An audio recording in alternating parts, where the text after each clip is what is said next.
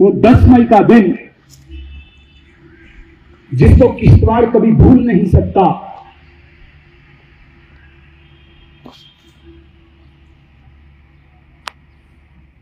और 3 दशक आज जिसके पूरे हुए, 30 वर्ष जिसके पूरे हुए,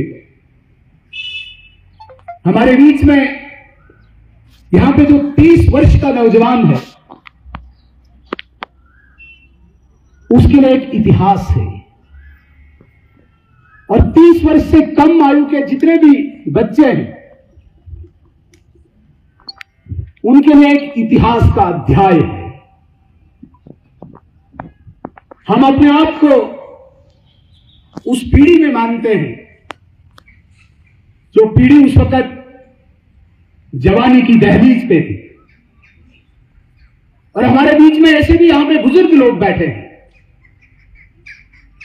जिन्होंने उस लड़ाई का नेतृत्व किया, उस लड़ाई का सामना किया और हमारे लिए एक रास्ता बनाया।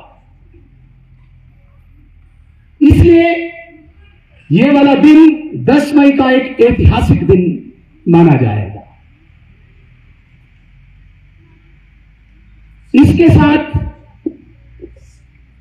किश्तवाड़ का वो काला अध्याय जुड़ा है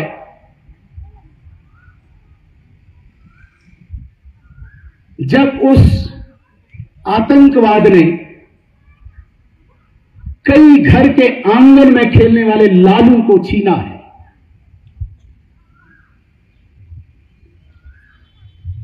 इस दिन को हम कभी भूल नहीं सकते। जो कौम, जो क्षेत्र अपने बलिदानों को भूल जाता है, अपनी कुर्बानियों को भूल जाता है, उसे एक बार उस दौर से फिर गुजरना पड़ता है।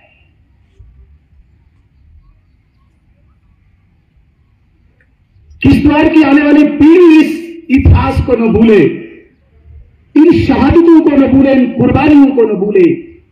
इसलिए इस विशेष दिन का बहुत महत्व है। हम ऐसे स्थान में रहते हैं, मेरी ऐसी व्यक्तिगत राय है, मेरा ऐसा व्यक्तिगत मानना है, यह उस सांस्कृतिक सीमा का आखिरी कोना है जो भारत की मूल संस्कृति को मानता है, सभ्यता को मानता है। और यह उसकी सीमा है, एक कल्चरल बॉर्डर है। इसके बाद जब किश्तवाड़ की सीमा को हम लांघ जाते हैं,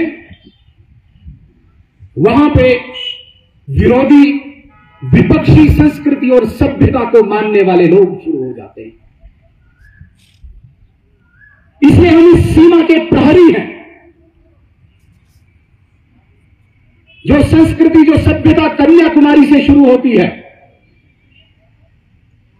उसके प्रहरी हम यहां पे हैं। इस सीमा के हमारा बहुत बड़ा दायित्व बनता है और इस दायित्व को हमारे पूर्वजों ने बखूबी निभाया।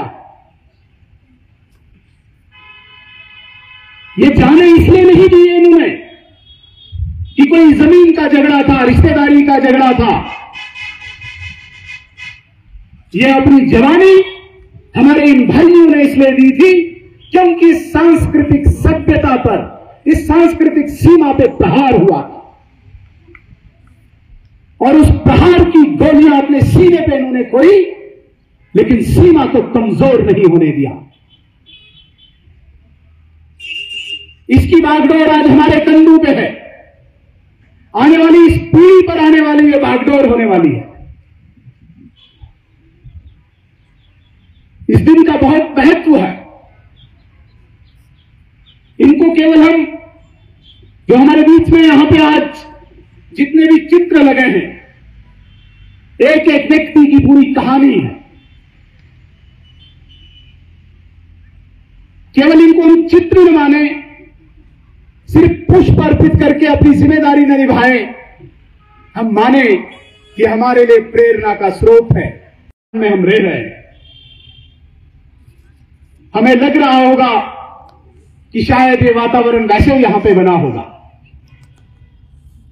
लेकिन जब हम इसकी गहराई में जाते हैं,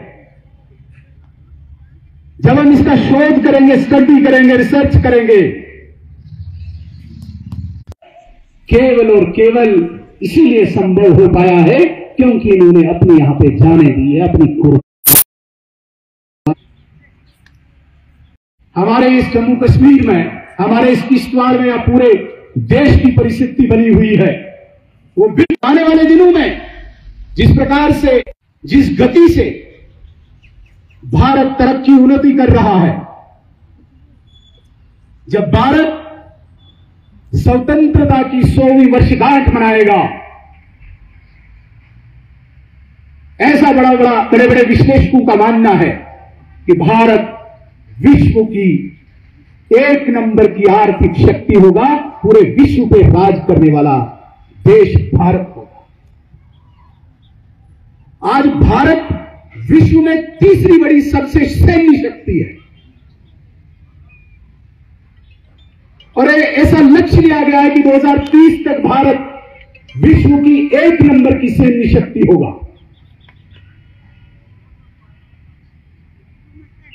आज जिस सांस्कृतिक सीमा पे हम खड़े हैं,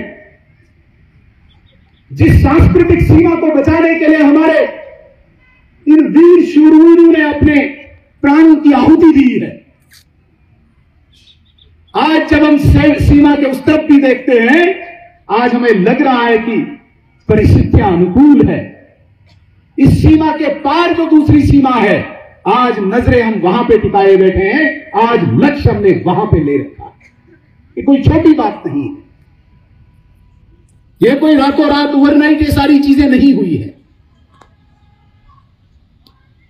आज किश्तवाड़ में कोई भी नौजवान कह सकता है कि वो दिन दूर नहीं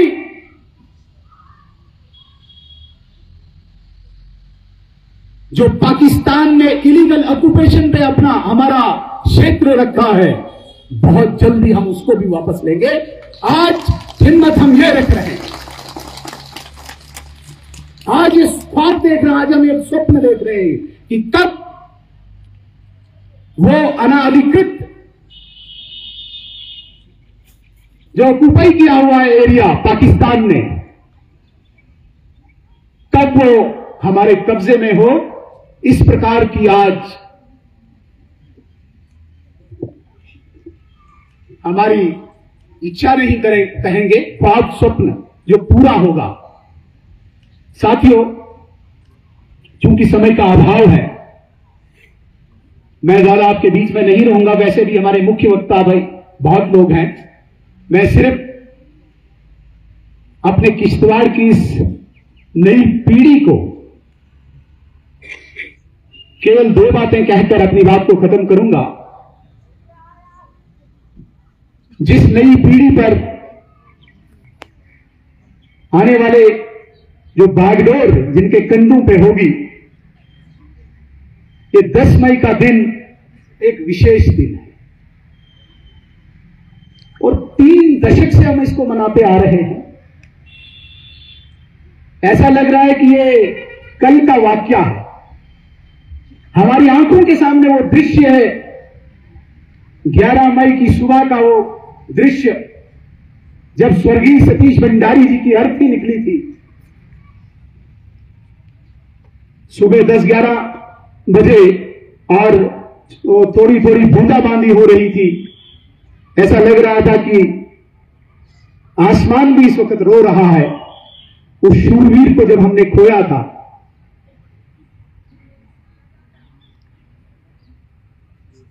किश्तवाड़ का वो दृश्य, चारों तरफ से सन्नाटा, आतंकवादियों की गोलियों की वो आवाज, डर का वो माहौल। कोई मां बाप अपने नौजवान बेटे को 4-5 बजे के बाद बाजार भेजने से डरता था, ट्यूशन भेजने पे डरता था, कहीं दूर दराज गांव में जाने से डरता था। और 10 मई के बाद शहादत की वो बड़ी श्रृंखला, सुबह उठते ही तब तो कोई मोबाइल और सोशल मीडिया का जमाना नहीं था। सुबह उठते ही अनाउंसमेंट, किश्तवाड़ में कर्फ्यू नाफिज कर दिया गया है। फिर एक दूसरे गांव में सूचना देते थे कि यहां पे हमारे इस भाई की शहादत हुई है। सरकूट मंदिर में लोगों का जमा होना, मीटिंग करना, फिर शमशान घाट में इकट्ठे होना, वो दृश्य यहां पे हम भूले नहीं हैं। इसलिए हमारी जो आने वाली पीढ़ी है वो इतिहास को न भूले। ये चैलेंजेस, ये चुनौतियां हमारे समक्ष हमेशा, हम हमेशा सजग रहें, हम हमेशा जागृत रहें। हम उस दौर को न भूलें, उस इतिहास को न भूलें, उन शहादतों को न भूलें, उन कुर्बानियों को न भूलें, उन बलिदानों को न भूलें, जिन्होंने आज ये माहौल दिया है, जिन्होंने आज ये वातावरण दिया है हमें।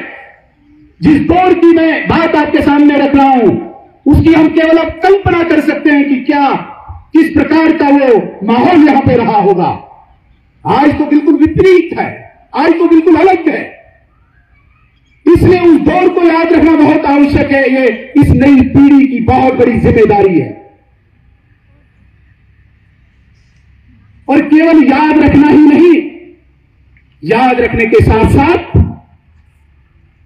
उसको कर्मों में परिवर्तित करना, अपने अंदर उन चीजों को ढालना, संस्कारों को, सभ्यता के प्रति अपनी रिस्पॉन्सिबिलिटी को, संस्कृति के प्रति अपनी रिस्पॉन्सिबिलिटी को, विचारधारा के प्रति अपनी रिस्पॉन्सिबिलिटी को और कर्मों में उनको परिवर्तित करना, यह बहुत बड़ी जिम्मेदारी है। और यह जिम्मेदारी आपने आगे भी देनी है। जितनी पीढ़ियां हमारी आगे आते जाएंगी, इस इतिहास को प्रेरणा के रूप में, इंस्पायरेशन के रूप में आगे लेते जाना, ये हम सबका दायित्व है। इतना ही कह के मैं पुनः हृदय से इन शहीदों को श्रद्धांजलि प्रकट करके अपनी बात को खत्म करता हूं। जय हिंद, जय भारत।